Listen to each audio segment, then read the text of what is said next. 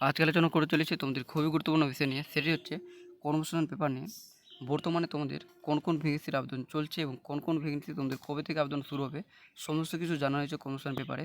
তার পাশাপাশি তোমাদের রয়েছে রেলে তোমাদের এনটিপিসিতে, তোমরা সবাই জানো তোমাদের কিন্তু 8,113টি পোস্টে তোমাদের কিন্তু 2019-এ তোমাদের বের হয়েছিল। এবার তোমাদের অনেক বছর অপেক্ষার পর তোমাদের কিন্তু এই ভ্যাকেন্সি তোমাদের কিন্তু আবার নতুন করে নিয়োগ হচ্ছে, যেখানে তোমরা যারা স্টেশন মাস্টার বা ক্লার্ক এবং গার্ড এবং টাইপিস্ট এগুলো পোস্টে তোমরা কিন্তু এখানে আবেদন করতে পারবে। যেখানে তোমাদের শিক্ষকতার যোগ্যতা দেওয়া হয়েছে, তোমাদের কিন্তু গ্র্যাজুয়েট পাস থাকতে হবে। এবার তোমরা যারা মাধ্যমিক পাস করার পরে তোমরা যারা আইটিআই করেছো বা তোমরা যারা ডিপ্লোমা করেছো, তোমরা কি এখানে আবেদন করতে পারবে? তোমরা এখানে আবেদন করতে পারবে না। সমস্ত কিছু জানানো হয়েছে কর্মসংস্থান পেপারে। তার পাশে তোমাদের রয়েছে আর তোমাদের কিন্তু খুশির খবর রয়েছে, যেটা রয়েছে তোমাদের গ্রাম পঞ্চায়েতের কবে থেকে তোমাদের কিন্তু নিয়োগ শুরু হচ্ছে, সেটাও কিন্তু কর্মসংস্থান পেপারে তোমাদের কিন্তু জানানো হয়েছে। তাই জন্য তোমরা কিন্তু প্রথম থেকে ভিডিওটি অবশ্যই দেখো, তোমাদের জন্য প্রচুর পরিমাণে হেল্প হবে ভিডিওটি। আর তোমাদের যাদের ভিডিওটি ভালো লেগেছে নিশ্চয়ই চ্যানেলটি লাইক ও সাবস্ক্রাইব করতে হলো না নতুন জব আপডেট পেতে। এটা রয়েছে তোমাদের রাজ্য এবং কেন্দ্রীয় সরকারে যেসব পদে এখনও দরখাস্ত করতে পারবে, যেগুলোতে তোমরা এখন আবেদন করতে পারবে। যেমন প্রথম তোমাদের রয়েছে রেলে প্যারামেডিক্যাল কর্মী, যেখানে তোমাদের গ্র্যাজুয়েট এবং পেশাগত যোগ্যতা রয়েছে। তোমাদের শূন্যপদ রয়েছে, তোমাদের ভালো করে শূন্যপদ দেখতে পাচ্ছ 1376টি রয়েছে। শেষ তারিখ রয়েছে 16/9/2024। রেলের ওয়েবসাইট থেকে তোমরা কিন্তু এখানে আবেদন করতে পারবে। এরপরে তোমাদের রয়েছে ইন্দো তিব্বত সীমান্ত পুলিশে কনস্টেবল পদে তোমাদের নিয়োগ করা হচ্ছে, যেখানে তোমরা যারা মাধ্যমিক পাস করেছো তোমরা এখানে আবেদন করতে পারবে। তোমাদের শূন্যপদ রয়েছে 819টি। শেষ তারিখ তোমাদের রাখা হয়েছে 1/10/2024, আর এই স্পটের মাধ্যমে তোমরা আবেদন করতে পারবে। এরপরে তোমাদের রয়েছে রেলে টেকনিশিয়ান পদে তোমাদের নিয়োগ করা হচ্ছে, যেখানে তোমাদের মাধ্যমিক এবং আইটিআই পাস যোগ্যতা থাকলে তোমরা এখানে আবেদন করতে পারবে। আর যেখানে তোমাদের শূন্যপদ রয়েছে প্রচুর পরিমাণ, তোমরা দেখতে পাচ্ছ 14,298টি তোমাদের শূন্যপদ রয়েছে। আর যেখানে তোমরা কিন্তু এটি রেলের যে ওয়েবসাইট রয়েছে সেখান থেকে তোমরা কিন্তু এখানে আবেদন করতে পারবে। এরপর তোমাদের রয়েছে সিআইএসএফ কনস্টেবল ফায়ার পদে তোমাদের নিয়োগ করা হচ্ছে, যেখানে তোমরা যারা মাধ্যমিক বা তোমরা উচ্চ মাধ্যমিক পাস করে রয়েছো তোমরা এখানে বিভিন্ন পোস্টে আবেদন করতে পারবে।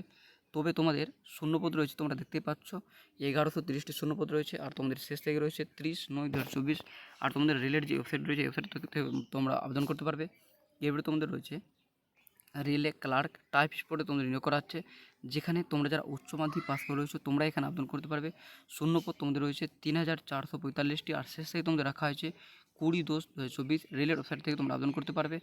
আর তোমাদের রয়েছে এটি তোমাদের কিন্তু আবেদন শুরু হয়ে গেছে।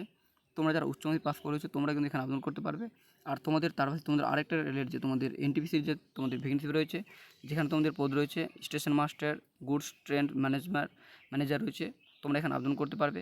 তোমরা যারা গ্র্যাজুয়েট পাস করে রয়েছো তোমরা এখানে আবেদন করতে পারবে। শূন্যপদ তোমাদের রয়েছে 8,113টি। আর তোমাদের কিন্তু জানিয়ে দিই আমি, তোমাদের কিন্তু এই যে তোমাদের এনটিপিসি তোমাদের যে ভ্যাকেন্সি রয়েছে, এই ভ্যাকেন্সি তোমাদের কিন্তু তোমরা দেখতে পাবে 2 থেকে 3 মাস পরে তোমাদের ভ্যাকেন্সি কিন্তু ইনক্রিজ হবে। তোমাদের এই ভ্যাকেন্সি কমসে কম তোমাদের কিন্তু তোমাদের 17 থেকে 18,000 ভ্যাকেন্সি তোমাদের কিন্তু প্লাস তোমাদের কিন্তু ভ্যাকেন্সি এখানে বাড়বে।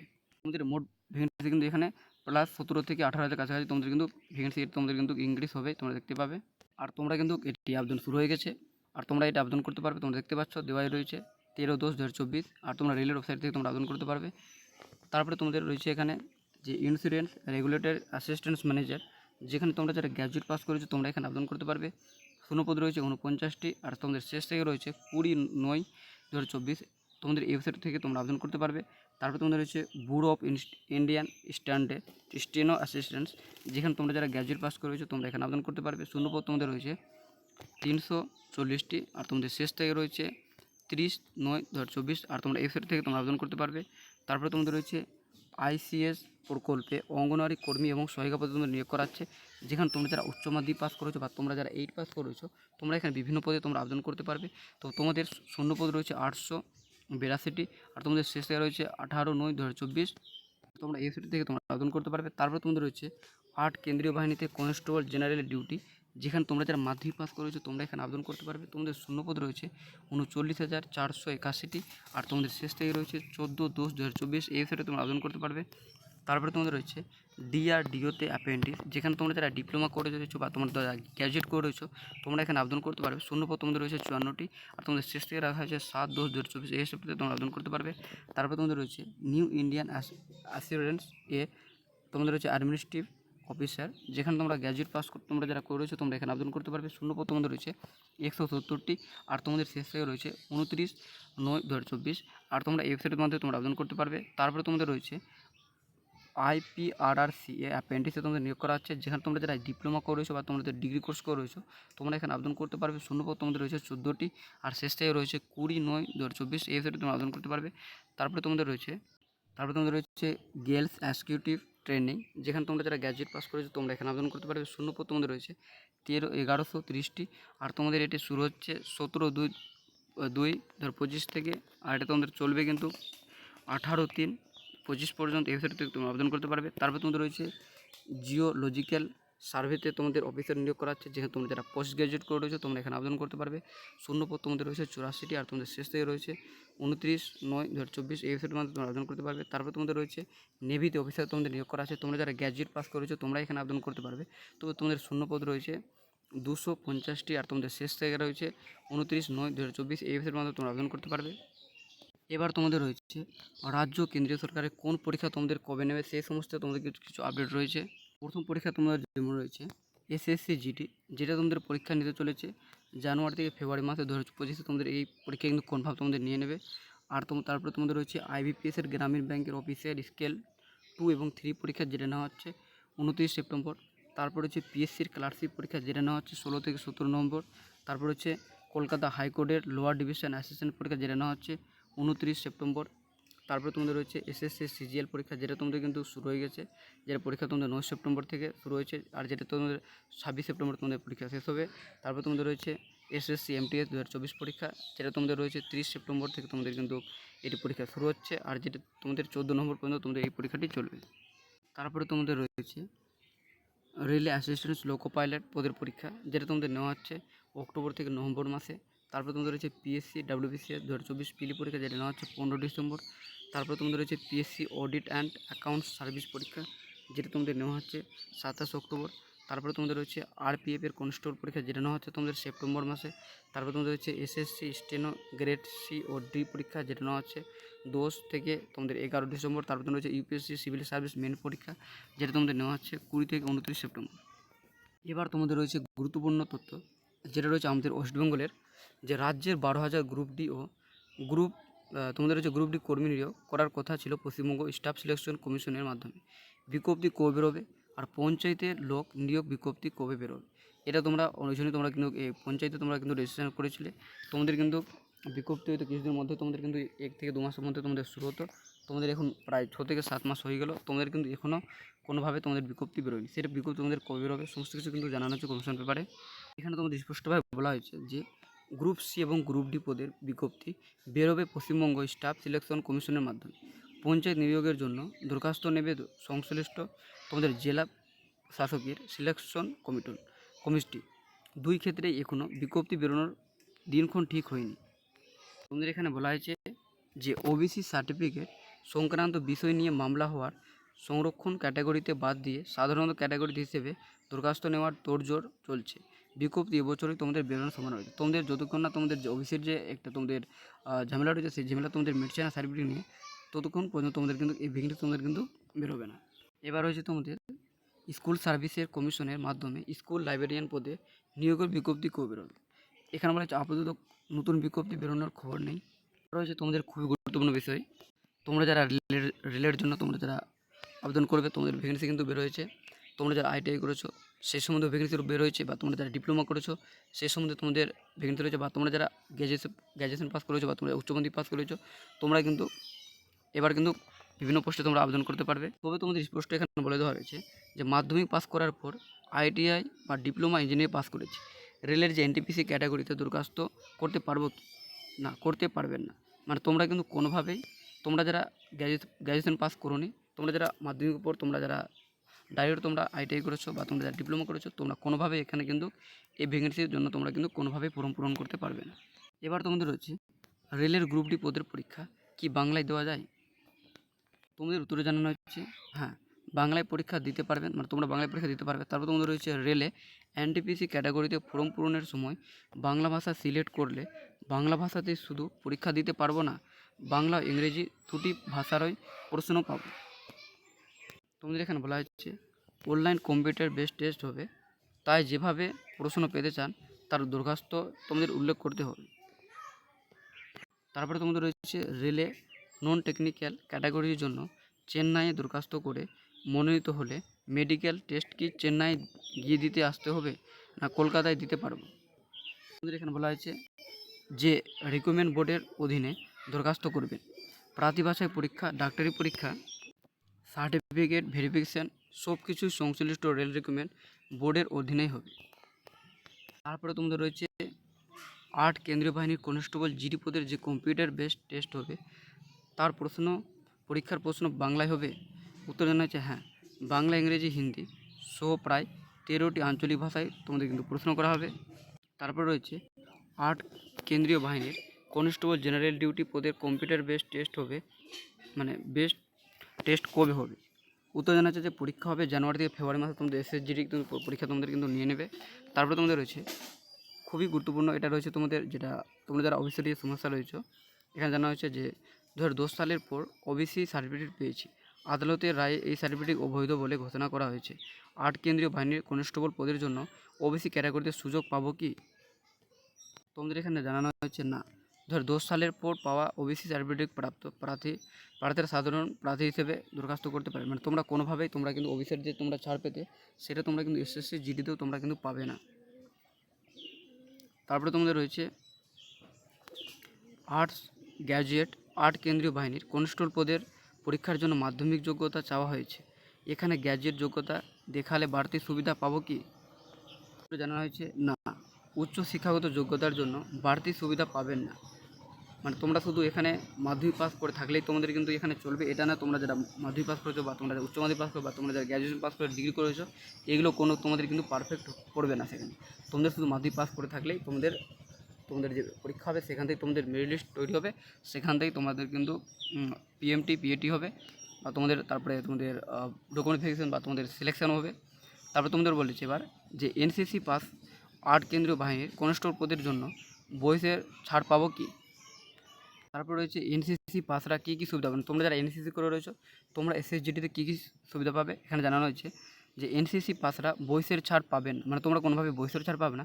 তবে এনসিসি সি সার্টিফিকেট প্রার্থীরা এই প্রার্থী বাছাই পরীক্ষায় মোট প্রাপ্ত নম্বরের ওপর 5% বা তোমরা যারা এনসিসি বি সার্টিফিকেট তোমাদের রয়েছে তোমরা 3%, আর তোমাদের এনসিসি যাদের এ সার্টিফিকেট রয়েছে তোমরা 2% বোনাস নম্বর হিসেবে তোমরা কিন্তু পেয়ে যাবে। যারা এনসিসি করে রয়েছে তোমাদের জন্য এটা রয়েছে তোমাদের বোনাস পয়েন্ট। তারপরে তোমাদের রয়েছে 8 কেন্দ্রীয় বাহিনী কনস্টেবল পদের পরীক্ষা দেওয়ার কোনো বার আছে কি না যতবার খুশি দেওয়া যায়? তোমাদের জানা হচ্ছে নির্দিষ্ট বয়সের মধ্যে যতবার খুশি দেওয়া যায়। তারপর হচ্ছে 8 কেন্দ্রীয় বাহিনী কনস্টেবল পদের কম্পিউটার বেসড টেস্ট কি বারাসাত কেন্দ্রে হবে? উত্তরে জানানো হয়েছে কম্পিউটার বেসড টেস্ট হবে কলকাতা কেন্দ্রে। উত্তর 24 পরগনায় বারাসাত কেন্দ্র কলকাতার অধীনে হলেও পরীক্ষা বারাসাতে হওয়ার সম্ভাবনা কম। তারপরে তোমাদের বলছে যে 8 কেন্দ্রীয় বাহিনীর কনস্টেবল পদের বেলায় প্রাক্তন সহকর্মীদের শারীরিক মাপযোগ ও শারীরিক সক্ষমতার পরীক্ষা হবে কি? প্রাক্তন সহকর্মীদের পরীক্ষা ফি দিতে হবে কি? উত্তর তোমাদের জানানো হয়েছে যে প্রাক্তন সহকর্মীদের শারীরিক মাপযোগ অর্থাৎ উচ্চতা, ওজন ইত্যাদি রেকর্ড করার জন্য তোমাদের দেখা হবে। শারীরিক সক্ষমতার পরীক্ষা তোমাদের দিতে হবে না, প্রাক্তন সহকর্মীদের পরীক্ষা দিতে হবে না, তবে তাদের বেলায় ডাক্তারি পরীক্ষা সফল হয়ে থাকতে হবে। তারপরে রয়েছে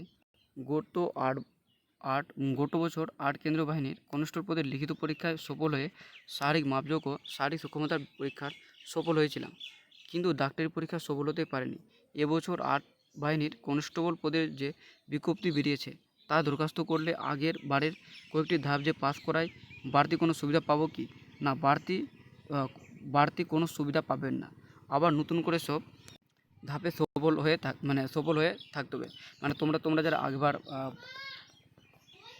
তোমাদের স্পষ্ট এখানে বলে দেওয়া হয়েছে স্পষ্টভাবে যে তোমরা যারা আগে হাইডে বা তোমরা যারা রানে তোমরা যারা পাস করে নিয়েছিল বা তোমরা যারা কোনো একটা কারণে তোমাদের মেডিকেল অ্যানফিট দিয়েছিল সে সমস্ত তোমরা যে পাস করে রয়েছো তোমরা সেই সমস্ত এবার থেকে তোমরা যে ফর্ম পূরণ করবে পাস করার পর তোমরা যখন মাঠে যাবে মানে সেগুলো সমস্ত তোমরা পাবে কি, মানে তো সেগুলো তোমাদেরকে ছাড় দেওয়া হবে না, কোনোভাবে তোমাদের কিন্তু এখানে ছাড় দেওয়া হচ্ছে না। তোমাদের আবার নতুন করে তোমাদের কিন্তু সব কিছুতেই তোমাদের পাস করতে হবে। তারপরে তোমাদের রয়েছে মাদ্রাসা সার্ভিসের কমিশনের first SLST NT group D পদের লিখিত পরীক্ষায় সফলদের পার্সোনালিটি টেস্ট কবে হবে?